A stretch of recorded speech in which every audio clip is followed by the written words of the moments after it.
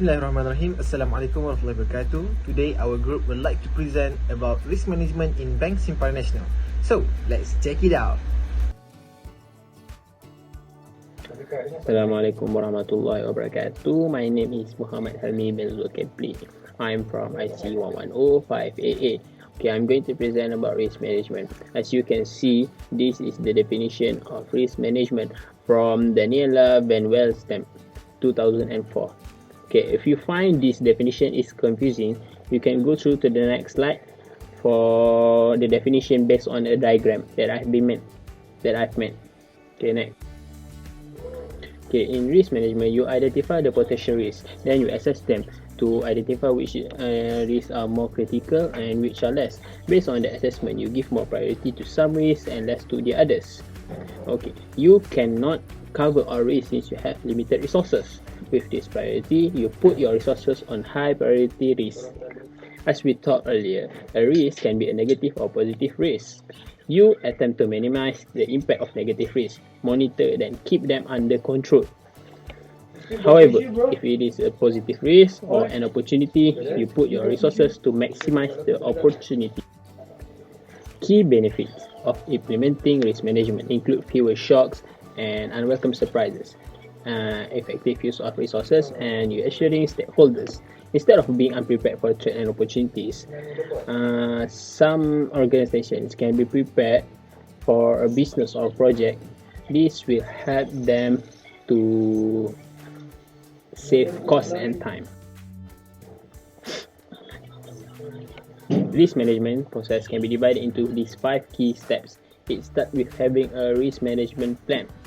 The next step is to identify the potential risks and prepare with a list of all risks. The list of risks is then analyzed using qualitative and quantitative techniques to identify high priority, medium priority, and low priority risk. Response is planned for this risk depending upon the priority. Risks are then monitored and controlled. Hello, Bismillahirrahmanirrahim. Assalamualaikum warahmatullahi wabarakatuh. My name is Abdul Rahman Khalis bin Izzuddin and I'm from IC1005AA. And today I would like to talk about the background of Bank Simpanan Nasional. Okay, first and foremost, we will talk about the history of Bank Simpanan Nasional. Saving bank service in Malaysia was began at the end of 19th century. In 1888, the first bank established is Perak State Saving Bank. Okay, specifically BSN. BSN was introduced on 1st December 1974 and was officially launched by Yang Amat Berhormat Tun Haji Abdul Razak bin Hussein, the second Prime Minister of Malaysia, with a clear mandate to improve economy well-being for Malaysians and encourage the development of saving and investment for all layers of society. Okay, next we'll move to the vision and mission of Bank Simpanan Nasional. First, the vision of Bank Simpanan Nasional. At Bank Simpanan Nasional, they aim to provide every Malaysian the opportunity of enjoy a better life by enabling a better financial future through their extensive network and range of services. Next, the mission. Their mission at BSN is to build lifelong and meaningful relationship with the customers to ensure they continue to access a better life. So, from this vision and mission, we can see that BSN always care for their customers. Last but not least, we'll move to the fun fact about Bank Simpanan Nasional. In 2018, they got a big number of net income, which is 2.9 billion ringgit Malaysia. Okay, they also got a total number of 1,228 ATM and CDM, which is auto teller machines and cash deposit machines all over Malaysia. Okay, the total transaction of Bank Simpanan Nasional is 11.2 billion ringgit Malaysia, which from that they got profit after tax and zakat with the total of 248.2 million ringgit Malaysia. All of this comes from the deposits and savings total, which is they got 26.7 billion ringgit Malaysia. So, with all of this achievement, we are really curious, how do Bank Simpanan Nasional manage their risk? Okay, now let's see how Bank Simpanan Nasional manage their risk. Assalamualaikum warahmatullahi wabarakatuh. My name is Muhammad Abdul bin Nabli and I'm going to present the point which is risk governance structure. In accordance with the regulatory standards and risk governance guidelines, the bank shall have the Board Risk Management Committee (BRMC) at the level of Board of Directors. What is BRMC? BRMC is supervisory support for the bank risk management oversight to ensure the bank's corporate goals are supported by sound risk management strategies and structure approved by the bank. BRMC also designed to provide a controlled and strong risk management environment at the bank.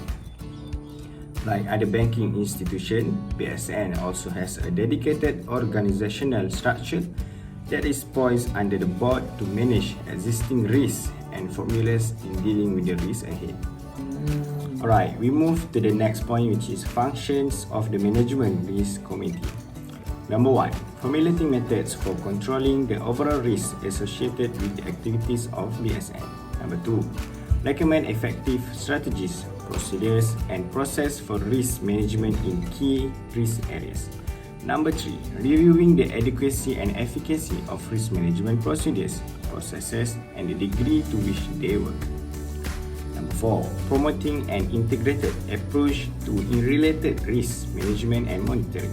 Number 5, ensure the risk detection, assessment, monitoring, and control are in the place for the facilities, service, and system.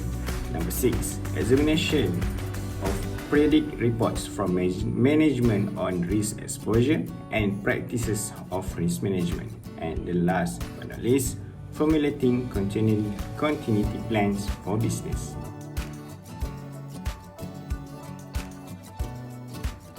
So based on our research, we have found 8 lists of risks, which is operational risk, credit risk, marketing risk, liquidity risk, enterprise risk, Syariah non-compliance risk, information technology risk, and displaced commercial risk. So we go to the first risk, which is operational risk. So these are the definition and some of the approaches that BSN have made. So basically we can overall that bank or BSN has established operational risk management committee. That's all of the operational risk will be according to the board of director, and these methods will improvise the operational risk management policies and framework, also enhance effectiveness of working mechanism for all operational level within the banks. And next we go to the credit risk. So BSN has taken a proactive approach from the guideline by Bank Negara Malaysia about the responsible financing. So the credit risk is handled by credit risk management framework, which leads the bank credit risk policies and according to the guidelines that are relevant with the Bank Negara Malaysia's best practice for credit risk management. So next is market risk. So for example, in managing interest rate hikes, there are 2 steps, which is first, place business strategies to grow more of its floating rates asset and establish hedging mechanism to be executed when there is any rises of marketing risk. And for the liquidity risk, BSN has continued to focus on depository strategy to solicit retail customers leveraging on its product, which is Sijil Simpanan Premium Special Edition, which to attract more depositor. So this is how one of the way they handle the liquidity risk. Assalamualaikum everyone. My name is Muhammad Taufik bin Muhammad Warsalan, and today I'm going to continue to present about the other 4 of the risk management. The first point is Syariah non-compliant risk. Syariah non-compliant risk is the prospect of an Islamic financing transaction being contested on the ground that it does not comply with Islamic law. It is important to ensure that operations are carried out in accordance with the applicable Syariah rules and principles of fatwa, policies and procedures. In BSN, they have BSN Syariah Governance Framework or BSN SGF. The primary objective of this BSN SGF is to outline the involvement of the board, including improving the ability and capacity of the department.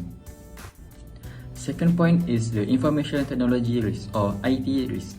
Cyber risk is in the form of data theft, compromised account, disrupt file, or disabled or degraded system is top of mind nowadays. Financial institutions face the risk of misalignment between business and IT strategies, management decisions that increase the cost and complexity of the IT environment, and inadequate or unmatched talent. Technology risk has strategic, financial, operational, regulatory, and reputational implications.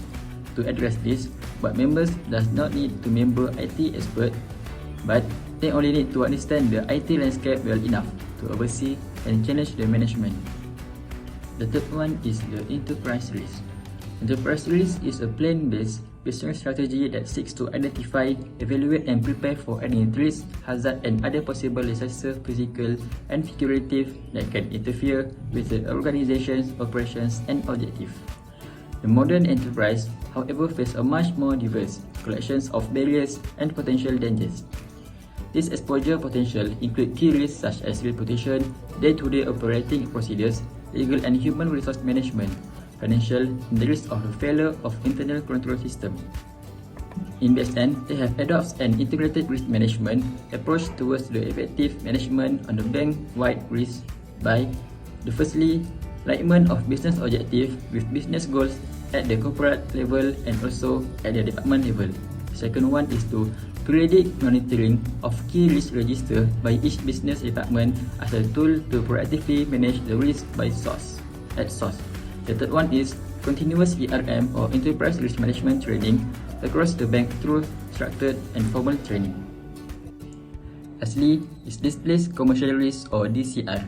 DCR is the risk of taking credit and market risk as a result of paying a return that will exceed the real return that has been expected to be received by investment account holders. DCR also means that the Islamic bank will not be able to pay fair rates of return relative to the other competitors. But in the BSN, they have managed to control this risk by doing some effective ways such as, firstly, the development of DCR policy that has been established, the governance, roles, and responsibilities of respective stakeholders. And second one is the application of profit equalization, reserve PER, governed by the PR policy.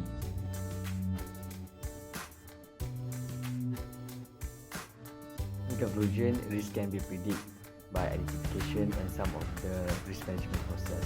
So from the risk, we can there are two possible outcomes, which is losses or opportunity. So from that we can organize our next step either to prevent the losses or to expand the opportunity. Hence, it's proven that risk management is very important to an organization so that it could help them running smoothly and grow. So that's all from us.